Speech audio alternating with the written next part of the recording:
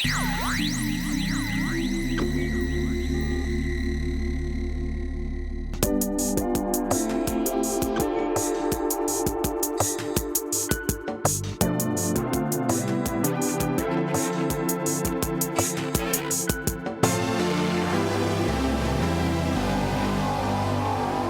to the Compact Podcast. Today we'll discuss Trump's plan to redevelop and take possession of Gaza, his tariff standoff with Canada and Mexico, and the rise of dark woke.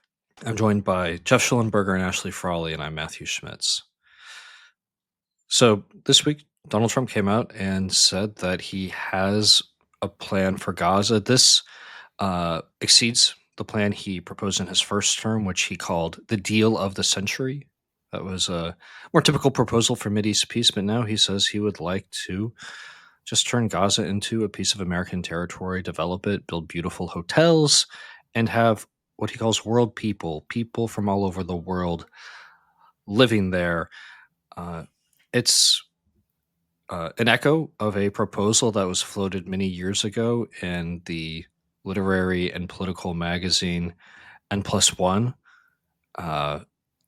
Its editors Mark Grief and Marco Roth in 2004 wrote an article titled "Palestine, the 51st State," and they said the U.S. must offer the West Bank and Gaza Strip statehood in the manner of Nevada or Rhode Island.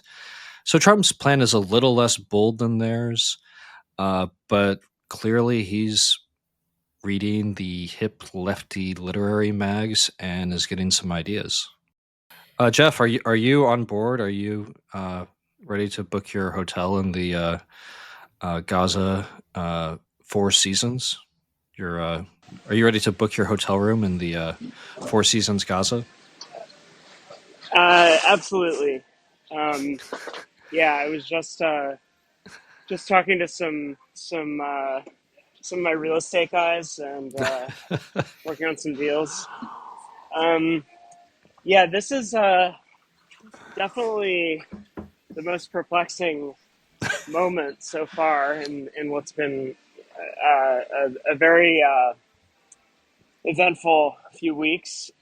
And, I think... Geoff, you sound like you're already there. Are you kind of out scouting locations? Yes, Your sound is yes, terrible. I admit I am. I'm actually in a Tel Aviv nightclub right now. But on my way down there. So I felt a very strange series of sensations as I tried to take this in. I didn't, see this press conference as it was happening. So I sort of started taking the reaction. One thing that was strange to me was this gravitational pull of the Middle East. That one president after the other comes in and attempts to disentangle from the Middle East, pivot to Asia. We just need to sort of fix these intractable problems, let them deal with their own territories, and move on. And then, somehow it keeps pulling us back in somehow. And in this case, it happened early in Trump's term, so it wasn't, it was not that, unlike, say, Obama, who I think, came into office determined to kind of disentangle the U.S. from the Middle East, but, kept finding himself stymied in doing that. In this case, Trump really kind of got out there with this proposal, which, I think has kind of bizarre echoes of, and, I saw some sort of MAGA people immediately, of course, posting memes of sort of gold-plated Trump hotels on the beachfront in Gaza and things like that, golf courses, etc. And, but, I saw some of them kind of saying, like, we can really reorient the Middle East and, create this haven of peace, prosperity, capitalism, etc. And I mean, this was really basically the vision for Iraq that got us into that whole debacle. So this does seem like a kind of bizarre parody of the Project for a New American Century on some level. It's as if Trump has kind of arrived back at the OG neocon vision for remaking the Middle East, but in this kind of strange, in his usual kind of strange, gaudy, sort of only half serious seeming sort of way. And so I don't know. There's something very strange just in terms of the broader cycle of American politics of this being, this becoming a political proposal. And I think, and we're going to get into the tariffs, I think, but another response you saw was, well, we've seen he does this thing over and over again where he makes some crazy proposal and then, it's just his opening gambit. He talks about this in The Art of the Deal, and then, eventually we end up somewhere else. So there may be some of that going on. In this case, I'm not quite sure what Yeah, the he sort of says in The Art of the compromise Deal, position sometimes is. you have to be a little wild.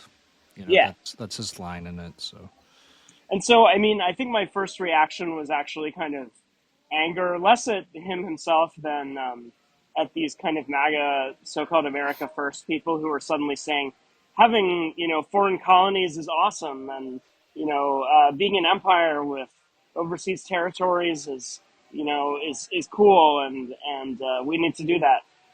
This is very bizarre because obviously, and it's hard for me to figure out how seriously I should take this or how mad I should be, because what this means is a very significant U.S. military entanglement in a part of the world where we've said over and over again our strategic interests have been consistently overestimated and overplayed, and we are not in a position to do that. It's just insane.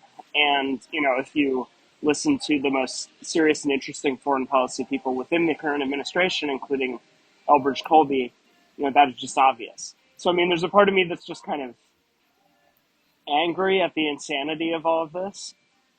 But, there is also a part of me that says, there is also an insanity of the status quo, at least in this part of the world.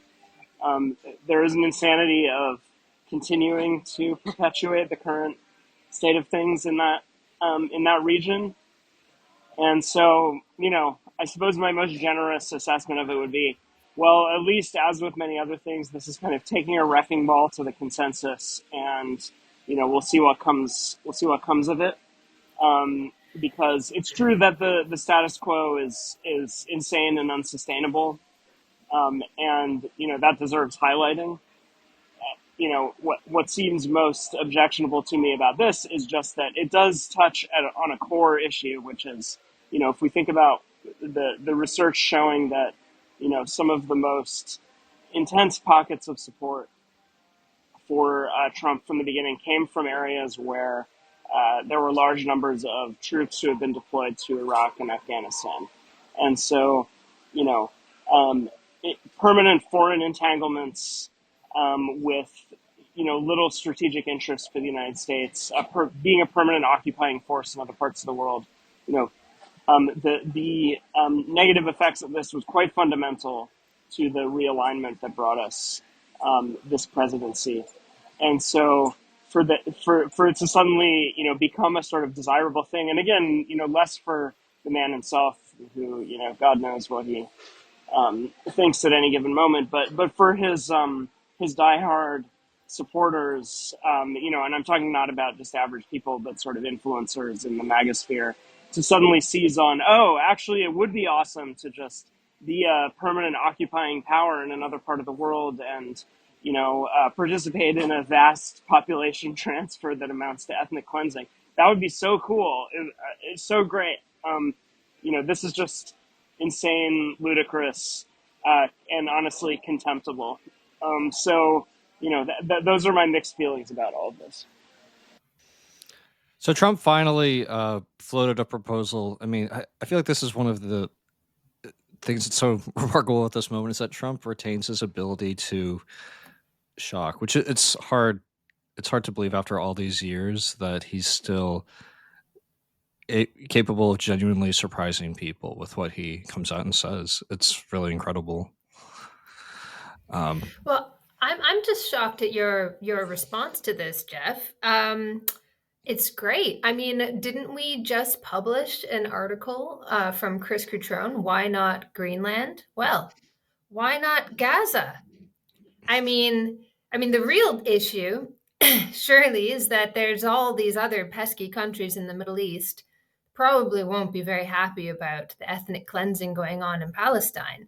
So I suppose the great thing about it isn't so much that it will be the triumph of the American Revolution, but the second coming of Jesus right there in Jerusalem. You just watch the whole thing go up like fireworks, and it's the there we have it. It's the end of the world. I think it's. I mean, just let's just accelerate. Let's just get this whole thing over with. Let's meet our maker.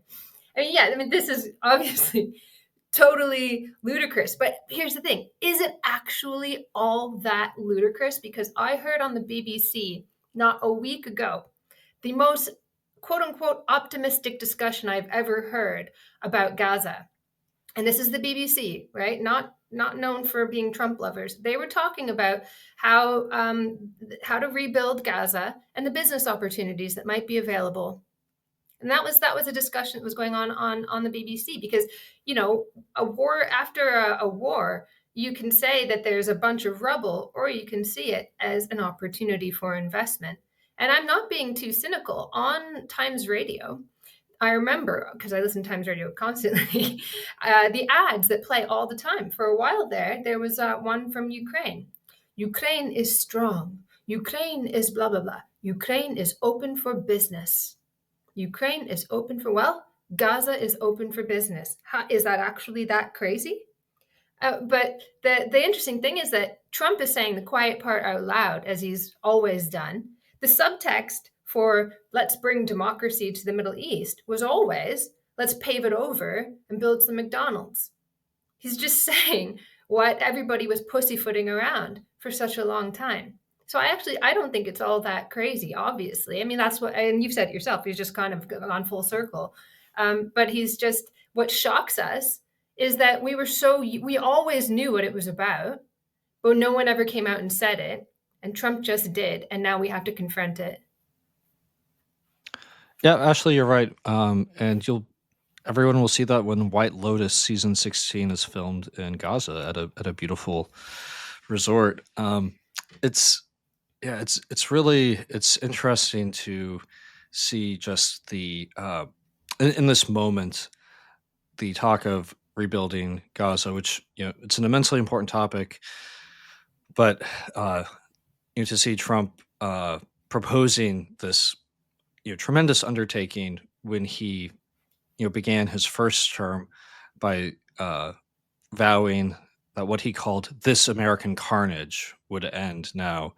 And so there's a very definite shift from discussion of this American carnage to the rubble and devastation in Gaza. And that does, as Jeff say, seem to indicate a certain shift in focus. Trump's other very notable expansionist proposals, his insistence, and advisors of his say that this is serious, his insistence that Canada should become the 51st state, his desire to annex Greenland, to buy it from the Danes, his desire to recapture the Panama Canal. All of those are understandable, if not justifiable, in terms of a very long-standing American desire to exercise hegemony over the Western Hemisphere and to keep non-hemispheric powers out of the hemisphere, whether that's the Danes with their king in his toy soldier uniform, or the Chinese with their Belt and Road Initiative ports in Panama, or just the Canadians who, through their history of Toryism and attachment to the crown, have failed to fully embrace the Republican spirit of the New World. But you have very early American statesmen imagining Canada someday joining the union. So, however improbable this is, however bad an idea it is, it's at least legible in those very classic terms. And Gaza isn't in the Western Hemisphere, so as Jeff says, that seems to be a bit of a break, and it's possible to view it just as of a piece with Trump's other expansionist statements, but I think it kind of lacks the all American kind of right wing or kind of backward looking, forward looking meme energy of his Western hemispheric proposals. It does seem to recall a little more some of the foreign policy misadventures of our youth. It does seem to recall a little more some of the foreign policy misadventures of our youth. In other news, Trump first proposed and then held off on imposing 25% tariffs on both Canada and Mexico. He has moved forward very importantly with the removal of what's called the de minimis exemption, which exempts packages worth less than $800 from tariffs. So that de minimis move hits Chinese e-retailers hard. That's a very real advance in American tariff policy. It's something that we've advocated for here at Compact, something that will help American companies compete with their Chinese rivals. It's something that's likely to stem the flow of illegal drugs into the country. But the more widely covered tariffs on Mexico and Canada didn't materialize. We ran a piece yesterday by our columnist Juan David Rojas titled Claudia Scheinbaum's Art of the Deal. Jeff, how did Scheinbaum handle this kind of big threat from Trump? It's worth noting she managed to at least, postpone this tariff threat prior to her counterpart, Justin Trudeau, who then kind of had to rush to catch up. She did seem to be following a playbook that her predecessor, AMLO, who one has also written about, sort of developed when he and Trump coincided in office in Trump's first term. And I refer people here to Juan's articles on this, but essentially then too, amid similar threats of tariffs, AMLO agreed to send more Mexican troops to help secure the border. He ratcheted up immigration enforcement and, basically showed himself willing to play ball on the main things that Trump was demanding. And as a result of this, they developed a productive working relationship. And so, essentially what Scheinbaum achieved was of a piece with what her party has managed to do. This is perhaps most notable because this is a left-wing party, but nonetheless has probably been the most consistently successful at dealing with Trump and his demands, somewhat surprisingly, given his apparent antagonism towards Mexico being a kind of driving rhetorical concern of his first campaign from the very beginning. And AMLO, for his part, also wrote a book called "Listen, Trump," sort of responding to this. And so it wasn't necessarily to be expected that they would get along, but in fact they did.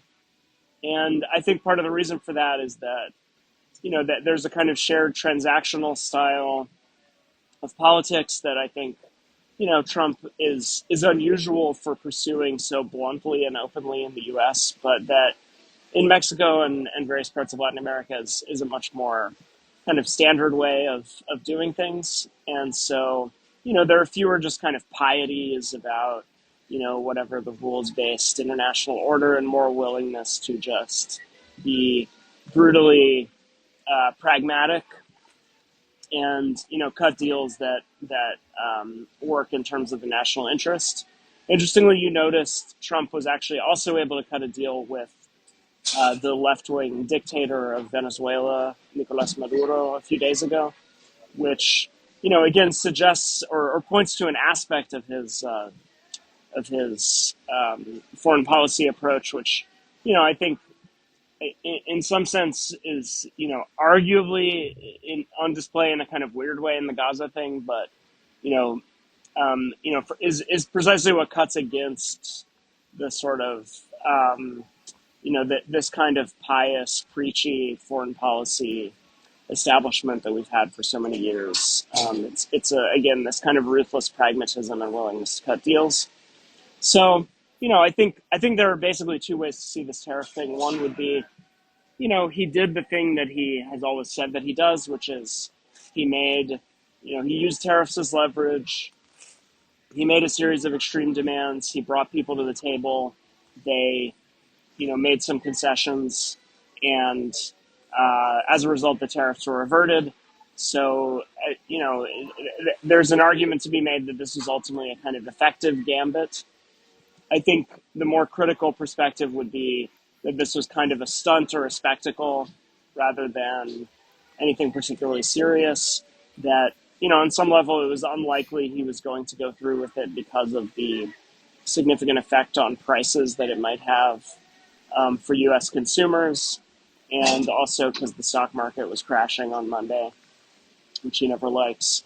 And so, that there's sort of a more cynical argument that this was kind of a spectacle to, that it didn't necessarily actually achieve the thing, that the outcome was probably more or less preordained, but instead it was a stunt for him to show off his supposed negotiating skills. So I don't know. I mean, I think there's probably something to both of those perspectives. There's a kind of postmodern question of how much of this is spectacle versus how much of it is reality. This is a reality TV show star we're talking about here. So, I mean, there's sort of an interesting question, I suppose, there as to to what extent this kind of pragmatic negotiating skill is itself a kind of strange performance, is partly what's at stake here. But, it's worth noting he did go through with the China tariffs. This de minimis thing, which Michael Stumo wrote about for us several months ago, is significant in terms of various aspects of commerce and trade. I'd refer people to Stumo's piece on ending the chaos at America's ports, which kind of highlights why this de minimis thing is important. And interestingly, a number of sort of progressive economists and policy people have also highlighted de minimis, which is basically the kind of lack of tariffs and really of regulation of small packages, that are worth lower than $800 or something like that, has been a significant, explosion of this area of commerce that has really, allowed for various kinds of enforcement to be undercut. So I think that's actually a significant policy move that came out of this. And, again, that we did publish a piece a few months ago arguing, why doing this was important. I think part of the reason why the spectacle works so well, I mean, it's kind of an obvious point to make, but whenever you have a new leader and people ask, are you willing to push the nuclear button?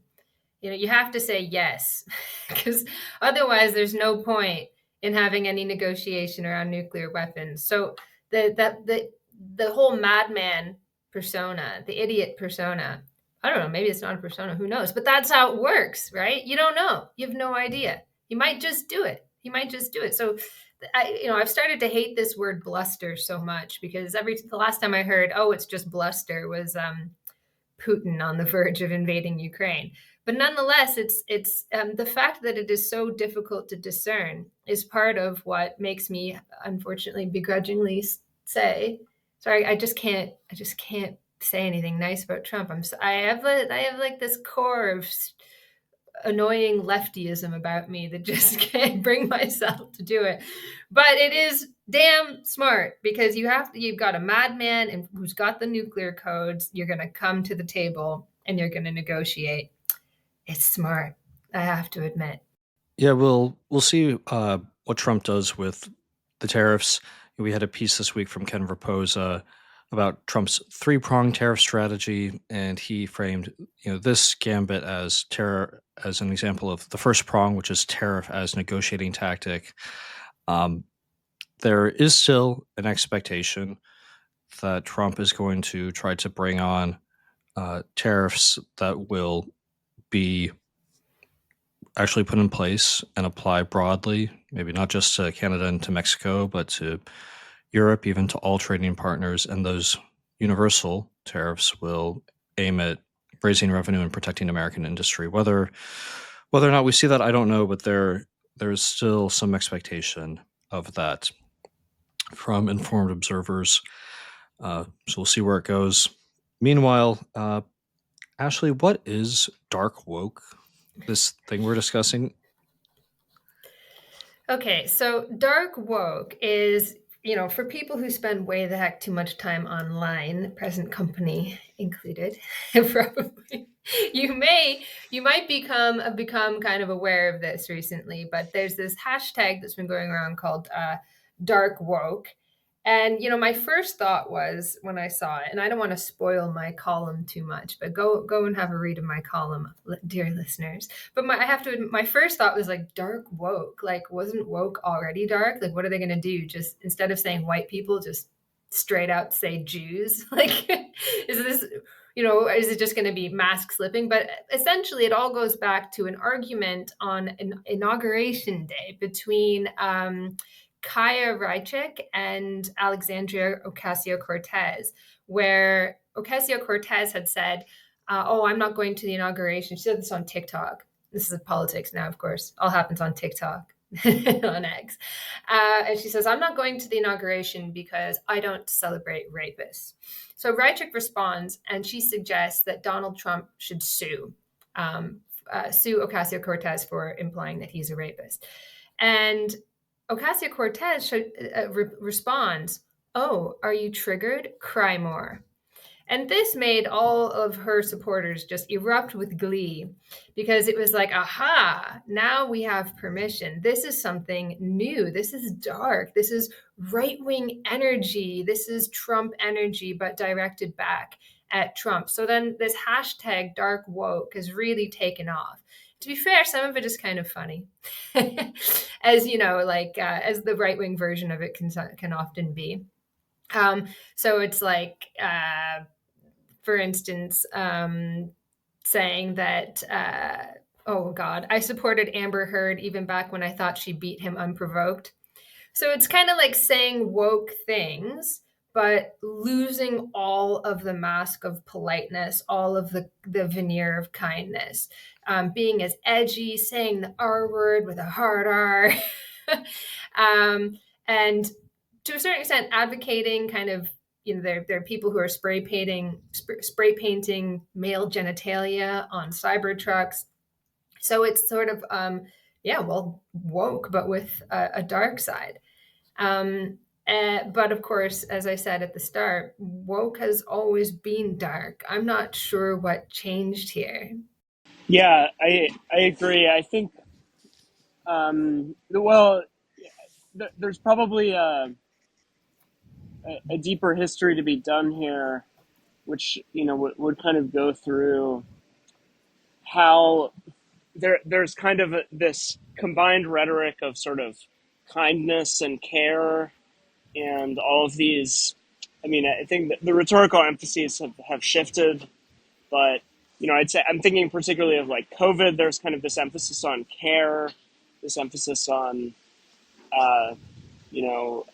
making sacrifices for others, things like this. More broadly, there's this kind of idea of like be kind or be, compassionate to the oppressed or the downtrodden or whatever. But it does seem to me likewise that there's always this kind of undercurrent of aggression that's attached to these kinds of injunctions where, it's because the thing is that what they do is they enjoin you to take this position of compassion or kindness. And then if you refuse that position, then you're essentially a kind of homo sacer. You're a sort of, you're cast outside of the moral community, and therefore you can be treated with the utmost contempt, vitriol, threats of violence. You can basically be sort of treated as a non-human. So there's this odd fusion of this this kind of demand to expand your vision of the human community, to care for more people, to extend your compassion to these oppressed classes and so on. But then, the person who refuses to adopt that position, then themselves can become a kind of object of violent fantasies of retribution. I mean, a weird example of this that we've seen recently is the journalist Jesse Singal, who I know a bit. Blue Sky, right? The sort of place where all of these people retreat. The good progressives retreated from X after the election. Is a place where this idea that sort of kindness and decency would reign. Right? We're far away from these nasty trolls and misogynists and racists and so on. But in fact, what you saw there was, interestingly, Jesse Singal, who is like basically a kind of center-left journalist who has been controversial for his reporting on certain, issues around gender medicine and so on. There's kind of incredible barrage. He attempted to start an account and be on Blue Sky, and this unleashed an incredible barrage of like demands that he be murdered, that he be tortured, like just genuine, fantasies of extreme violence against him. So, this is kind of what I mean, and this is not new, right? These kinds of, these figures, particularly who are kind of, I wrote about this as the in-group contrarian a number of years ago. These figures who are like basically still in the kind of, left or center left space, but who dissent on some major issue that can allow them to be framed as lacking compassion, are often the objects of these, truly deranged campaigns of threats of extreme violence. And so there is that kind of darkness, which interestingly is deeply related to these kind of, this idea that, we are the caring ones. But if you're not a caring one, then, you are essentially, you can just be sort of, or at least we can fantasize about you being just like hunted down and brutally, dismembered and brutally murdered. And that's, so that, that darkness does not seem to me, it seems to me quite intrinsic to this whole phenomenon. So maybe this is a kind of coming to self-consciousness of that, or a willingness to stop disavowing that, or to kind of openly embrace it, rather than to kind of say, well, we're still the nice, kind, good ones. And, we're only doing this because he's just so horrible. Like maybe embracing your inner darkness is like the next step in some sort of, dialectical unfolding of this tendency. Maybe that's maybe what's new here, is just the avowal that yes, we are dark. Yes, we do actually we are caring, blah blah blah, but we also do fantasize about violence and murder and torture and stuff like that. Yeah, it's so funny. You've both gotten at this, but it's clear that these people who are identifying now as dark woke have a view that their ideology was previously too nice and gentle, and that they failed to express contempt for their enemies, a contempt that they should have felt if they didn't. Well, believe it or not, a lot of people felt that hatred already. It was not very well concealed when you're saying things like kill all men. And obviously this was very, very far from one-sided. You can find all kinds of, often misogynistic, just bile, oozing out of the right. But similar things have been evident on the left, for as long as there's been this thing called wokeness. It's been, really clear who the, valorized groups are and who the despised groups are. So I do enjoy this, attempted mask off moment, given that their face was already visible.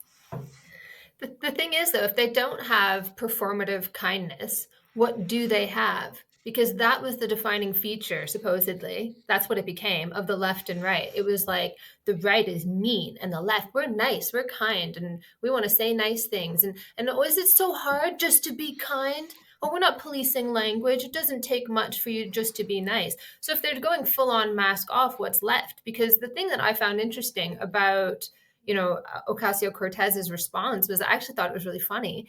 And I was like, yeah, let's show how silly this whole decade of triggers and microaggressions was. Let's leave it behind us. Let's rediscover freedom of speech and And so on. certainly the Because right has yeah, embraced much of that kind of pseudo sensitivity to yeah, advance its own ends. So it can be mocked or deflated very legitimately, and that would be welcome in many ways if that's yeah. But what you were doing. she's not doing that. But that No. was the opportunity to kind of say, like, I will stand for freedom. But no, it's like, oh, now we can be just as mean. That was the problem. It wasn't that we abandoned universalism, we abandoned all of our principles. No, we just weren't mean enough. Like, zero self-reflection in this moment. And it's scary because then, who is left if the right in its giddiness to kick its own opponents out of public life, just like the left was doing, shows up all of their claims to care about freedom and freedom of speech and freedom of association and civil society, blah, blah, blah, shows it all up as a bunch of lies. And now it's like, well, what fills that vacuum? Nothing, nothing. And the thing is that people didn't like that because it was anti-universal, because it was particular, because it reduced us all to our characteristics, and people wanted more than that. But who's offering more than that? I don't know. I don't know. Maybe the right are offering more than that. Well, it seems performative to me. It seems like all of this, like, defund the left sounds just like defund the right to me. It does seem more broadly that this administration is following this kind of flood the zone approach that Steve Bannon outlined a number of years ago. And I think there's a sense in which you can say it's been working on some fronts. But I also think that it goes back to what I said about Trump. To what extent this is a kind of performance of being a negotiator versus actually being a negotiator. Does the distinction even matter anymore? It's also this question of, like, to what extent does winning here mean winning media cycles? Does it, you have a lot of triumphalism, but it's like a lot of this at this point is really winning media cycles. And a lot of the winning of media cycles is just being done through sheer, again, zone flooding, just this kind of endless barrage of crazy seeming things that, the sort of sensible consensus people just can't process and don't know how to deal with. And so, whether this adds up to a governing ethos that actually produces good results is still another question. I think, that is a question that can only be determined in the much longer term. But it does seem that this administration is heavily attuned to winning media cycles through this kind of strange postmodern kind of nonlinear, sort of nonlinear warfare approach, which, is like you do something totally crazy over here, and then while people are still talking about that, you do something completely crazy over there. And, again, there's a sense in which you can judge this a success, but I'm not sure what it adds up to in terms of, like, the stuff that ostensibly determined, like, the results of the election last year. Like, are we building a political economy that works better for the majority of people? I don't see that much clear evidence one way or the other on that yet. Yeah, I guess if you had to connect the dark woke and the kind of Trump Gaza proposal, it's maybe suggests there's a sense on both sides that you need to kind of put out the highest possible rhetorical bid. You need to speak in the most striking, potentially, and polarizing terms in order to get your message across. So it's just absolutely fascinating to see. Well, you know what? Yeah. I was gonna joke like, oh, they keep having to up the ante, right? But who's gonna go any darker than ethnic cleansing? But actually, one of the first dark woke tweets I saw is something that you see quite a lot, which is like, no, I'm just gonna come out and say it. Decolonization, it's not a metaphor; it's a real thing. So then the dark woke thing was like, you know. Deport everybody except the Native Americans, dark woke. You know what I mean? Like, which is just ethnic cleansing. There you go. So we do have, we're just competing with each other for whose fantasies of ethnic cleansing win out in reality. It's a good place to be. Yeah, and one reason we're so glad you've joined us at Compact as our senior editor, Ashley, is that you're great at bringing forward such heartwarming thoughts. So thank you. Thanks, Geoff. Go to compactmag.com/subscribe. You can read everything we publish, including Ashley's great column on Dark Woke.